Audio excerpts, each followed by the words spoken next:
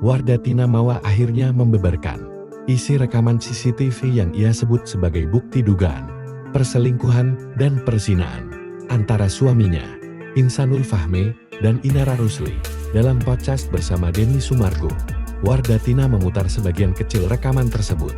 Ia menyebut potongan itu hanya beberapa menit dari video lengkap berdurasi sekitar 2 jam. Wardatina mengaku rekaman lengkapnya telah diberikan ke penyidik dalam bentuk flash disk dan diyakini sangat akurat, hingga polisi langsung menetapkan dugaan pelanggaran Pasal 284 KUHP.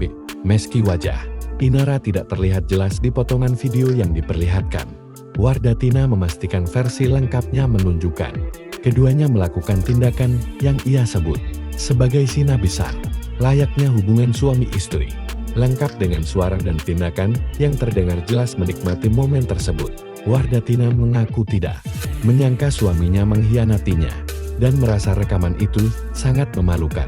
Kini, ia resmi melaporkan Insanul Fahmi dan Inara Rusli ke polisi, menyerahkan seluruh bukti untuk diproses secara hukum.